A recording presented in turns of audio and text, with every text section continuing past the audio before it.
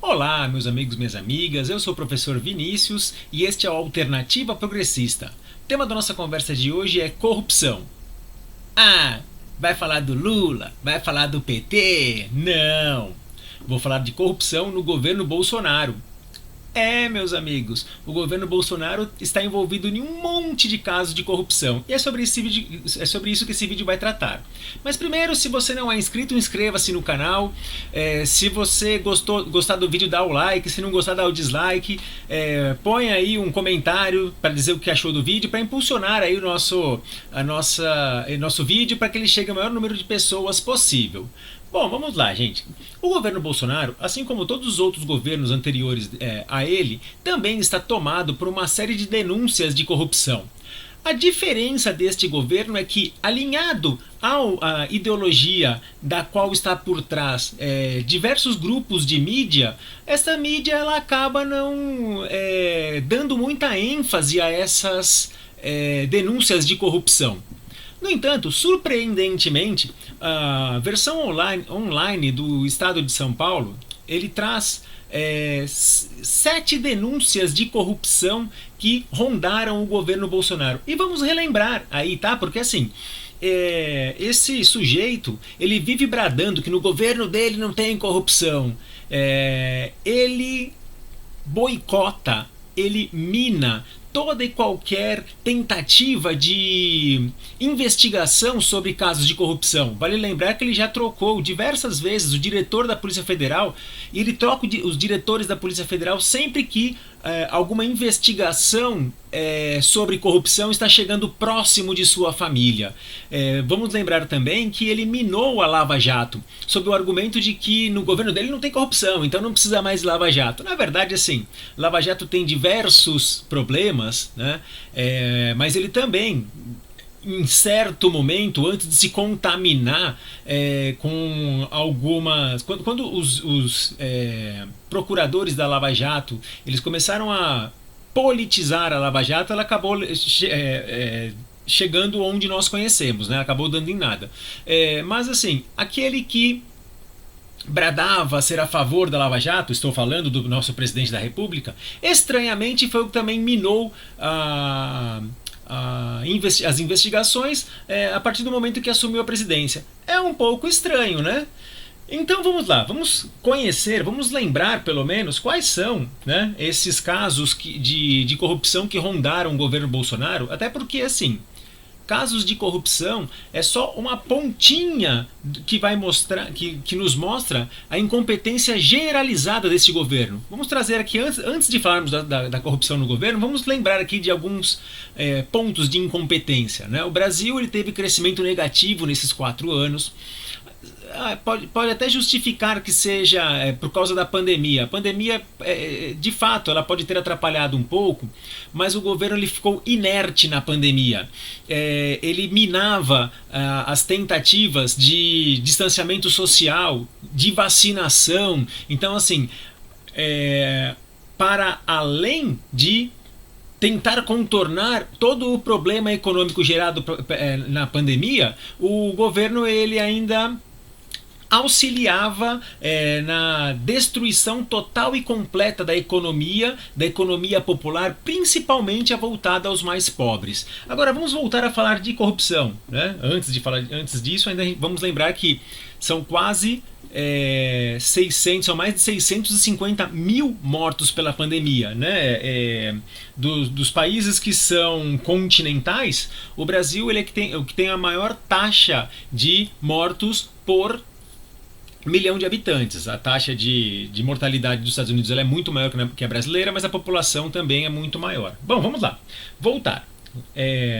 O Estado de São Paulo, eu digo surpreendentemente, ele lançou essa reportagem porque ele é um dos... ele faz parte dessa mídia tradicional que, de certa forma, passa a mão na cabeça aí do presidente porque ele faz reformas que beneficiam a elite que é a leitora desse jornal.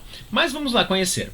Vamos ver aqui quais são as 8 denúncias de corrupção que envolvem o governo Bolsonaro e que Ironicamente, não há uma investigação muito profunda, não há uma cobertura da mídia muito profunda, como foi o caso do Mensalão, como foi o caso do Petrolão, nos governos petistas. Vamos lá. Outubro de 2019. Corrupção denúncia de corrupção que atinge o Ministério do Turismo. Em outubro de 2019, a Polícia Federal indiciou o ministro Marcelo Álvaro Antônio do Turismo no inquérito da Operação Sufrágio Ostentação, investigação sobre suposto desvio de recursos por meio de candidaturas femininas laranjas nas eleições de 2018. Lembram disso? Não lembram porque, muitos de vocês vão lembrar porque não foi... embora houvesse a investigação, a imprensa não deu uma cobertura que ela merecia. A PF imputou ao ministro de Bolsonaro os crimes de falsidade ideológica, associação criminosa e apropriação indébita. Na ocasião, Marcelo Álvaro ocupava o posto de presidente do PSL de Minas. Mas vamos lá adiante, tem mais. Abril de 2021. Ricardo Salles. Lembram do ex-ministro Ricardo Salles? Do meio ambiente? Esse mesmo. O que aconteceu? Em abril de 2021, o então ministro Ricardo Salles, do meio ambiente, foi acusado de dificultar a ação de fiscalização ambiental, patrocinar diretamente interesses privados de madeireiros, investigados por extração ilegal de madeira. Segundo notícia crime encaminhada pela PF para o Supremo Tribunal Federal, Salles, abre aspas, na qualidade de braço forte do Estado, integrava a organização criminosa orquestrada por madeireiros, alvos da operação, com o objetivo de obter direta ou indiretamente vantagem de qualquer natureza. A televisão chegou a noticiar alguma coisa ou outra, mas a investigação também não foi adiante. Mês seguinte, né? Nós estamos falando de maio de abril de 2021, abril de 2021, maio de 2021, o que acontece? Orçamento secreto. Lembram do orçamento secreto? Muito poucos jornalistas noticiaram o orçamento secreto de forma bastante aprofundada, né? Foi dada uma notinha ou outra na mídia tradicional. Muitos blogs progressistas batiam na tecla, mas a gente sabe que, né, blogs, vlogs, né, tem um público muito restrito e muito condensado, né? Em maio de 2021, o Estadão deu início a uma série de reportagens que revelou o esquema montado pelo presidente Bolsonaro para aumentar sua base de apoio no Congresso. O chefe do executivo criou um orçamento paralelo de quase 3 bilhões em emendas. Quanto que não daria para pagar auxílio emergencial com esses 3 bilhões de emendas, né? O quanto que não poderia comprar de vacina para esses 3 bilhões de emenda? Boa parte delas destinadas à compra de tratores e equipamentos agrícolas por preços até 259% acima dos valores de referência fixados pelo governo. Acabou aí? Não, tem mais, vamos lá. Ainda em maio de 2021, no mesmo mês, o governo federal teve de demitir Jorge da Silva de Vério, do cargo de superintendente estadual do Ministério da Saúde do Rio de Janeiro, devido a uma suspeita de corrupção. Ele, que é coronel do Exército, havia sido nomeado para o cargo pelo então ministro da Saúde, o general Eduardo Pazuello. O que aconteceu? Né? Qual é o caso de corrupção aqui neste caso? O caso veio à tona após reportagem do Jornal Nacional da TV Globo. Segundo a emissora, de Vério assinou em novembro de 2020 contrato de 29 milhões com duas empresas sem licitação para fazer reformas em prédios da pasta do Estado. As obras foram consideradas urgentes, por isso a licitação foi dispensada. Depois de assinados os contratos, foram anulados pela Advocacia Geral da União, a AGU, que não constatou razão para dispensa de licitação. É no mínimo estranho, né? Junho de 2021. Essa foi um pouco mais noticiada porque ela esteve presente na CPI da pandemia, né? Que foi o caso da Covaxin, da vacina, né? Em plena pandemia, em meio à Comissão Parlamentar de Inquérito da Covid, mais uma denúncia de corrupção foi desvelada na saúde. Documentos do Ministério das Relações Exteriores mostram que o governo comprou a vacina indiana Covaxin por um preço 1000% maior do que 6 meses antes era anunciado pela própria fabricante. Então, mais um caso aí envolvendo o governo Bolsonaro. Ainda nesse mesmo mês, junho de 2021, O ex-diretor do Departamento de Logística do Ministério da Saúde, Roberto Ferreira Dias, foi acusado de pedir propina para autorizar a compra de vacinas pelo governo. Segundo a denúncia, ele teria condicionado a aquisição de imunizantes da AstraZeneca ao recebimento ilícito de R$ 1 por dose. Houve também uma divulgação dessa questão, mas assim, parece que quando acabou a CPI, o assunto foi esquecido, o assunto entrou na geladeira. Março de 2020. E este é o que está sendo falado bastante, é o que está sendo comentado nos últimos 2 dias, e vocês já devem estar sabendo. O Estadão revelou que 2 pastores capturaram o Ministério da Educação e passaram a interferir na agenda do titular da pasta. Tem um áudio que está circulando, eu não vou colocar o áudio para vocês, porque já devem ter ouvido, né?